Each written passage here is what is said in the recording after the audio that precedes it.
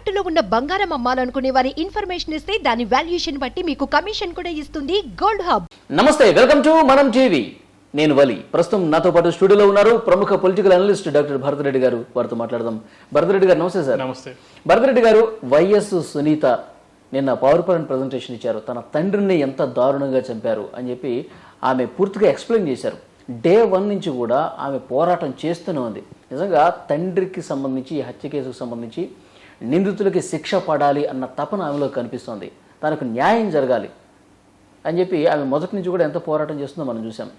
హత్య జరిగిన తర్వాత అంటే హత్యకు సంబంధించిన లైవ్ అప్డేట్స్ కూడా అవినాష్ రెడ్డి ఏ విధంగా తెలుసుకున్నాడు, ఏ విధంగా ఫాలో అవుతున్నాడు, కాల్ హిస్టరీతో సహా ఆమె ఆ ప్రజెంటేషన్లో చెప్పారు. అంటే తండ్రి కోసం కూతురు పడుతున్నటువంటి తపన కనిపిస్తోంది. ఎందుకంటే సార్ ఇంకా న్యాయం జరగడంలో ఇంత తాత్సారం, ఆలస్యం ఎట్లా చూడాలి? అధికార పార్టీకి సంబంధించింది వ్యక్తులు ఇందులో ఉండడం వల్ల ఇలాంటి తాత్సారం జరుగుతూ ఉంటుంది. స్వయంగా ఆమెను ఆరోపిస్తున్నట్టుగా అవినాష్ రెడ్డి కడప లోక్సభ ఎంపీ అందులో ప్రధాన పాత్రధారుడు, సూత్రధారుడుగా ఉన్నారనేది ఆమె ఆరోపణ.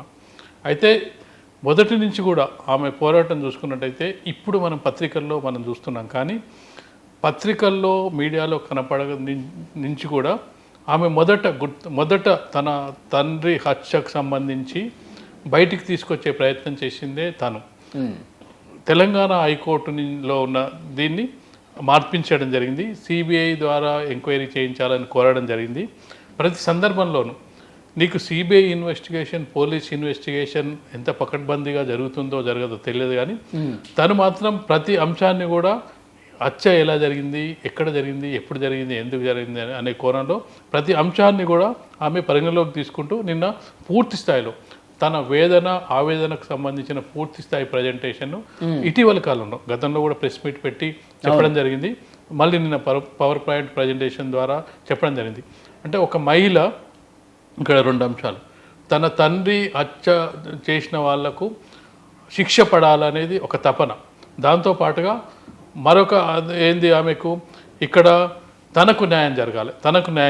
ఈ రెండింటితోటి ఆమె పోరాటం చేస్తుంది. తన వృత్తిని వదులుకొని తను డాక్టర్ వృత్తిగా కొనసాగుతూ అసలు గతంలో వైఎస్ వివేకానంద రెడ్డి ఎంపీగా ఉన్నప్పుడు, వైఎస్ జగన్మోహన్ రెడ్డి సీఎంగా ఉన్నప్పుడు కానీ, ఇప్పుడున్నప్పుడు కానీ, రాజశేఖర రెడ్డి సీఎంగా ఉన్నప్పుడు కానీ సునీత అంటే ఎవరికి తెలియదు పెద్దగా. ఇప్పుడు రాజశేఖర రెడ్డి వాళ్ళ పిల్లలు జనాల్లో పాపులరే, జగన్మోహన్ రెడ్డి కానీ షర్మిల కానీ కొంతవరకు అందరికి పాపులరే, కానీ వివేకానంద రెడ్డి కూతురు ఆయన మరణించే వరకు కూడా బయటికి ఎవరికి తెలియదు. అతను మరణించిన తర్వాతనే బయటికి వచ్చి న్యాయ పోరాటం చేస్తూ ఆ కేసును ఇక్కడికి తీసుకురావడం జరిగింది. ఇప్పుడు న్యాయం ఖచ్చితంగా చేయాల్సిన పరిస్థితి, సిబిఐ కానీ పోలీసులు కానీ ఎవరైనా న్యాయం అంటే ఖచ్చితంగా చేయాల్సిన పరిస్థితికి తీసుకొచ్చింది. అది ఈరోజు శిక్ష పడుతుందా, రేపు శిక్ష పడుతుందా, లేదంటే ఇంకొక 3 ఏళ్ళకి పడుతుందా, 5 ఏళ్ళకి పడుతుందా, కానీ శిక్ష పడాల్సిన స్థితికి మాత్రం తీసుకొచ్చిందని మనం చెప్పొచ్చు. ఇంకొకటి సార్, ఇప్పుడు వైఎస్ సునీత గారు ఎంత పోరాటం చేస్తున్నారో ప్రతి ఒక్కరూ చూస్తున్నారు. అయితే హత్య జరిగినప్పుడు ప్రతిపక్ష నేతగా ఉన్న వైఎస్ జగన్మోహన్ రెడ్డి గారు సిబిఐ విచారణ చేయాలని చెప్పి డిమాండ్ చేశారు.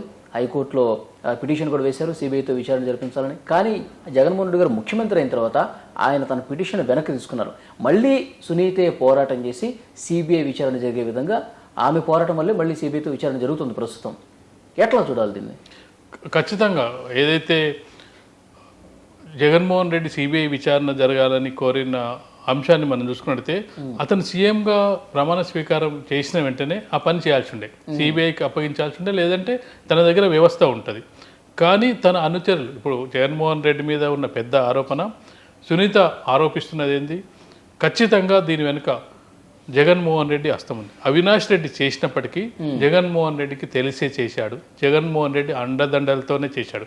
జగన్మోహన్ రెడ్డి చేయించాడని చెప్పకపోయినా జగన్మోహన్ రెడ్డికి తెలియకుండా అవినాష్ రెడ్డి చేయలేదు. దాంతోపాటుగా దస్తగిరి అనే వ్యక్తితో చేయించడం జరిగింది. దస్తగిరి అరెస్ట్ అవ్వడం జరిగింది, బెయిల్ మీద బయటికి రావడం జరిగింది. దస్తగిరి కూడా అప్రూవర్గా మారిపోవడం జరిగింది. అవినాష్ రెడ్డికి వ్యతిరేకంగా కూడా సాక్ష్యం చెప్పడం జరిగింది. సిబిఐ నోటీసులు జారీ చేసినప్పటికీ చాలా సందర్భాల్లో అవినాష్ రెడ్డి సిబిఐకి అటెండ్ అవ్వకపోవడం కూడా మనం చూస్తూ ఉన్నాం.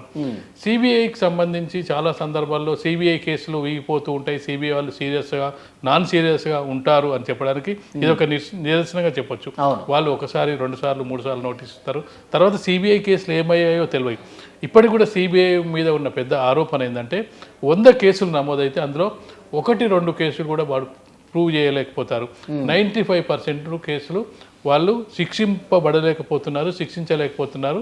న్యాయస్థానం ముందుకు వచ్చేటప్పటికి వీళ్ళు ఆధారాలు సమర్పించలేకపోతున్నారు. కేసులు చాలా సందర్భాల్లో కొట్టివేసిన సందర్భాలు ఉన్నాయనేది ప్రధానమైన ఆరోపణ సిబిఐ మీద.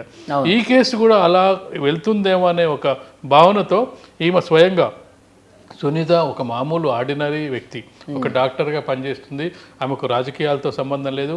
ఒక వివేకానంద రెడ్డి మాత్రమే లోక్సభలో మాత్రం అలాగే అసెంబ్లీలో పనిచేయడం జరిగింది. వాళ్ళ కుటుంబం మీన్స్ వాళ్ళ పిల్లలు ఎవరు కూడా ఈమెతో లేరు, అతనితో లేరు.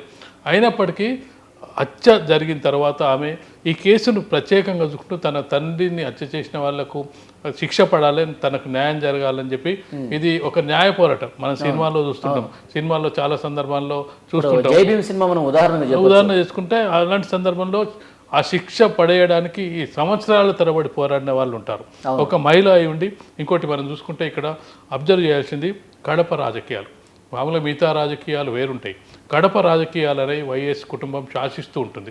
ఒక పెద్ద నాయకులే ఫ్యాక్షన్ రాజకీయాలకు నిలమైన కడప రాజకీయాలు మైసూరారెడ్డి లాంటి వాళ్ళు, రవీంద్రారెడ్డి లాంటి వాళ్ళు, వరదరాజు లాంటి వాళ్ళు చాలామంది నాయకులు ఫ్యాక్షన్ రాజకీయాలు నడిపారు. వైఎస్ కుటుంబాన్ని ఎవరు పెద్దగా వ్యతిరేకించలేకపోయారు. సరే, రాజకీయ వైరం ఉన్నప్పటికీ ఎప్పుడు కూడా ఆధిపత్యం అనేది వైఎస్ కుటుంబానికే ఉంది.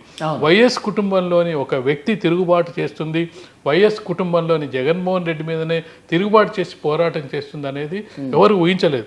ఎప్పుడు ధైర్యంగా ప్రాణాలకు తెగించి మరి పోరాటం కొనసాగుతుంది. అదొకటి, ప్రాణాలకు తెగించి తనకు ప్రాణహాని ఉందని తెలుసు, తన ప్రాణాలకు ఎప్పుడో ఒకసారి హాని కలిగిస్తారని తెలిసినప్పటికీ ఎక్కడ కూడా పట్టు వదలకుండా ఆ న్యాయ పోరాటం చేస్తుంది. దానికి ప్రతిపక్షాలు మద్దతు ఇచ్చినా ఇవ్వకపోయినా ఇప్పుడు వైఎస్ఆర్సీపీ చెప్పేది ఏంటంటే దీనికి రీజను దీని వెనకాల చంద్రబాబు నాయుడు ఉన్నాడో లేకపోతే టీడీపీ ఉందో ఇలాంటి ఆరోపణలు చేస్తున్నప్పటికీ ఆరోపణలకు సంబంధం లేకుండా తను ఒంటరిగా పోరాటం చేస్తుంది. ఆమె ఏ మీటింగ్లో ఏ సమావేశంలో కూడా టీడీపీ వాళ్ళు లేకపోతే వీళ్ళు వచ్చి వాళ్ళు ఈమెకు సహకరించిన సందర్భాలు లేవు, లేదంటే ఆమె కోర్టు న్యాయ పోరాటం కోసం వాళ్ళు వెళ్ళిన సందర్భాలు లేవు. కాకపోతే బయట నుంచి సునీతకు న్యాయం జరగాలని చెప్పిన సందర్భాలు అందరు చెప్తున్నారు, వైఎస్ఆర్సీపీ తక్క మిగతా పార్టీల వాళ్ళు కూడా చెప్తున్నారు. ఇలాంటి సందర్భంలో వైఎస్ సునీత చేస్తున్న పోరాటం అనేది ఒక కడప రాజకీయాల్లో, కడప చరిత్రలో, ఒక ఆంధ్రప్రదేశ్ చరిత్రలో మొత్తానికైతే దృష్టిని ఆకర్షించింది. ఖచ్చితంగా ఆమె అంటే ఇప్పుడు మనం చూస్తున్న దాని ప్రకారం చూసుకుంటే న్యాయం జరిగే వరకు ఆమె వదిలే ప్రసక్తే లేదనిపిస్తుంది. ఒక స్టేజ్కి వెళ్ళిన తర్వాత పులిమీర స్వారీ చేస్తామంటాం కదా, పులిమీర స్వారీ చేసినప్పుడు పులిని దిగితే పులి చంపేస్తుంది. స్వారీ ఆమె ప్రస్తుతం సునీత చేస్తున్న పోరాటం అనేది పులి మీద స్వారీ చేస్తుంది. ఇటు న్యాయ పోరాటం చేస్తూనే రాజకీయ పోరాటం కూడా కొనసాగిస్తున్న పరిస్థితి మనకు కనిపిస్తుంది. కడపలో వైఎస్ షర్మిల పోటీ చేస్తున్నారు, అవినాష్ రెడ్డికి వ్యతిరేకంగా. వీళ్ళిద్దరూ కూడా, చెల్లెళ్ళు ఇద్దరు కూడా ప్రచారంలో పాల్గొంటూ ఉన్నారు. హత్య గురించి ప్రధానంగా ప్రస్తావిస్తున్న పరిస్థితి మనం చూస్తున్నాం. అంటే రాజకీయంగా కూడా ప్రజల నుంచి ఒక తీర్పు కోరుతున్నారు. అంటే అవినాష్ రెడ్డి ఓడిపోతే కనుక ప్రజలు తీవ్ర వ్యతిరేకంగా ఉన్నారు, వివేకానంద రెడ్డి చెప్పింది అవినాష్ రెడ్డి అని చెప్పి ప్రజల్లో కూడా ఒక భావన కలుగుతుంది, ఆ తీర్పు కోరుకుంటున్నామని చెప్తున్నారు. ఎట్లా చూడాలి సార్? ఇప్పుడు అక్కడే ఆమెకు ప్రాణహాని ఉందనేది అక్కడే మనకు కనిపిస్తుంది. న్యాయ పోరాటం ఎంత చేసుకున్నా అవినాష్ రాజకీయ నాయకులు పట్టించుకోరు. కోర్టు ఎప్పుడో చూసుకోవచ్చు, సిబిఐకి అటెండ్ అవ్వట్లేదు, రేపు కోర్టులు వచ్చినప్పుడు బెయిల్ తెచ్చుకోవచ్చు. ఇవన్నీ ఆ న్యాయ పోరాటానికి సంబంధించి ఆ పార్టీ నాయకులు అవినాష్ రెడ్డి కానీ పార్టీ నాయకులు కానీ ఎవరు భయపడట్లేదు. ఇప్పుడు భయం అంతా రాజకీయ పోరాటం గురించే భయం ఉంటుంది. రాజకీయ పోరాటంలో ఇమీడియట్ నీకు రిజల్ట్ వస్తుంది, న్యాయ పోరాటంలో నీకు ఇమీడియట్గా రిజల్ట్ రాదు. నీకు బెయిల్ తెచ్చుకోవచ్చు, దాన్ని ఆపుకోవచ్చు. ఇందిరాగాంధీ హత్య చేసిన వాళ్ళకే మరణశిక్ష పడడానికి చాలా ఏళ్ళకేళ్ళు పట్టింది. కాబట్టి దీన్ని ఎన్ని రోజులైనా గడపచ్చు. కానీ రాజకీయ పోరాటం అనేది నీకు ఇమ్మీడియట్ రిజల్ట్. అందరూ ఇప్పుడు ఎలా ఎన్నికలు వచ్చినాయి, ఆయన ప్రస్తుతం ఎంపీగా ఉన్నారు. ఎంపీ ఎన్నికల్లో ఈ ఎఫెక్ట్ ఖచ్చితంగా కనిపిస్తుంది. ఇతనే హత్య చేశాడని చెప్తే నేను చేయలేనని ప్రతి దగ్గర చెప్పుకోవాల్సిన ఆవశ్యకత ఉంటుంది. డిఫెన్స్లో ఉంటాడు. ఒక సందర్భంలో మనం చూసుకున్నట్టయితే క్యాండిడేట్లను కూడా మారుస్తారు అనే ఒక అభిప్రాయం కూడా నెలకొంది. అవినాష్ రెడ్డిని కడప ఎంపీ స్థానం నుంచి తొలగించి మరొక అభ్యర్థిని పెడతారు. అంటే ఈ సునీత పోరాటం ఎంతవరకు వచ్చింది? అతన్ని పోటీ నుంచి తప్పించే స్థాయికి తీసుకొచ్చిందంటే పరోక్షంగా ఒత్తిడి రాజకీయ పోరాటంలో కూడా సక్సెస్ అయినట్టు. ఒకవేళ కనుక అవినాష్ రెడ్డి ఓడిపోతే అక్కడికి చరిత్ర క్లోజ్. లేదు ఒకవేళ అభ్యర్థిని మార్చినప్పటికీ తన పోరాటం 50% సక్సెస్ అయినట్టే. మిగతా పోరాటం, రాజకీయ పోరాటం 50% సక్సెస్ అయిన తర్వాత తన పోరాటం, నెక్స్ట్ పోరాటం న్యాయ పోరాటం, అతనికి శిక్ష పడేందుకు పోరాటం ఆల్రెడీ కొనసాగుతుంది. ఆ పోరాటానికి ధైర్యం వస్తుంది. ఒకవేళ కనుక అతన్ని ఓడించినా, అతను పోటీ నుంచి తప్పుకున్నా, ఈ 50% రాజకీయ పోరాటం అనే బలం న్యాయ పోరాటానికి తోడైతుంది. దర్యాప్తు గురించి కూడా మాట్లాడింది సార్ నిన్న. సిబిఐ దర్యాప్తుకు సంబంధించి పెద్దల సహకారం ఉండబట్టే ఇంత లేట్ అవుతుందని కూడా చెప్పారు. దాన్ని ఎట్లా చూడాలి సార్? ఖచ్చితంగా పెద్దల సహకారం లేకుండా అవినాష్ రెడ్డికి 2-3 సార్లు నోటీసులు ఇచ్చినప్పటికీ అవినాష్ రెడ్డి నీకు అటెండ్ కాలేదు, సిబిఐకి అటెండ్ కాలేదు, ఏదో రీజన్స్ చెప్పిండు, ఒంట్లో బాగాలేదని చెప్పిండు, చాలా రీజన్. మొత్తానికి అయితే సిబిఐ అరెస్ట్ చేయడానికి కర్నూలు వచ్చినప్పుడు విశ్వభారతి ఆసుపత్రిలో వాళ్ళ అమ్మకి ఆరోగ్యం బాగాలేదని చెప్పి అక్కడ మొత్తం గలాట చేశారు. తల్లికి ఆరోగ్యం బాగాలేదని చెప్పారు. తర్వాత సిబిఐలు మరి నీ తల్లి ఆరోగ్యం బాగుపడిన తర్వాత అరెస్ట్ చేయడానికి మార్గాలు ఉంటాయి కదా, అక్కడ ఒత్తిడి ఉంటుంది. అక్కడ సిబిఐ పెద్దలకు కొంత లాలూచి ఉండే అవకాశం ఉంటుంది. ఈ లాలూచి అధికార పార్టీకి సంబంధించిన ఎవరు అధికారంలో ఉన్నా వాళ్ళకి సంబంధించిన వాళ్లకు ఈ అధికారులతో లాలూచి, ఇప్పుడు వ్యవస్థ అంతే కదా, సిబిఐ అని ఈడీ కానీ ఎవరు అధికారంలో ఉంటే వాళ్ళ చుట్టే తిరుగుతుంది, వాళ్ళకు అనుకూలంగా నిర్ణయాలు తీసుకుంటారనేది సిబిఐ మీద పెద్ద ఆరోపణ, ఈడీ మీద ఆరోపణ, కేంద్ర స్థాయిలో ఆరోపణలు ఉన్నాయి, రాష్ట్ర స్థాయిలో పెద్ద ఆరోపణలకు పట్టించుకోవాల్సింది. అయినప్పటికీ వాళ్ళు సహకరించకపోయినప్పటికీ, వాళ్ళు డిలే చేస్తున్నప్పటికీ, వాళ్ళు దాని కేసును దేన్ని మభ్యపెట్టడానికి ప్రయత్నిస్తున్నప్పటికీ తన పోరాటాన్ని మాత్రం ఆపట్లేదు. ఆమెకి ఇప్పుడు ఫస్ట్ సక్సెస్ కావాల్సింది ఏంటంటే న్యాయ పోరాటానికంటే ముందు ఇమీడియట్గా వస్తున్న రాజకీయ పోరాటం. నెల రోజుల్లో తెలిసిపోతుంది. నెల రోజుల్లో కనుక ఆమె రాజకీయ పోరాటం సక్సెస్ అయ్యి అవినాష్ రెడ్డిని ఓడించగలిగితే తన న్యాయ పోరాటానికి ఒక బేస్ వస్తుంది, దాంతో పాటుగా ఒక ధైర్యం వస్తుంది. అవినాష్ రెడ్డి ఓడిపోవటమే కాదు సార్, ఇక్కడ అవినాష్ రెడ్డి ఓడిపోవాలి, కడప ఎంపీగా వైఎస్ షర్మిల గెలవడంతో పాటు జగన్ గారి ప్రభుత్వం కూడా పోవాలి, ఈ హత్య రాజకీయాలు చేసే ప్రభుత్వం నడవకూడదని కూడా బలంగా చెప్తున్నారు వీళ్ళు. అవును, ఆమె చెప్తుంది అంతకులకు సపోర్ట్ చేసే వాళ్ళు పరిపాలించకూడదని చెప్పి డైరెక్ట్గా జగన్ మునిగిపోయింది, హత్యలతో మునిగిపోయింది, ప్రభుత్వం పడిపోవాలని చెప్పి ఆమె డైరెక్ట్గానే చెప్తుంది. ఒక జగన్మోహన్ రెడ్డినే కాదు, ఒక అవినాష్ రెడ్డినే కాకుండా జగన్మోహన్ రెడ్డిని టార్గెట్ చేసింది. అందుకు షర్మిల ఇప్పుడు ఒక సహాయకారిగా ఉంది. అదే వేరే వాళ్ళు కనుక ఎంపీ స్థానంలో నిలబడి ఉన్నట్టయితే ఆమెకు ఇంత ధైర్యంగా ఉండేది కాదు. ఇక్కడ కుటుంబంలోని సభ్యులే తనకు సపోర్ట్, ఈమె సొంత చెల్లె కాదు, సొంత చెల్లెలే అన్నకు సపోర్ట్ చేయలేనప్పుడు ప్రజల్లో కూడా ఒక విధమైన కనిపిస్తుంటుంది.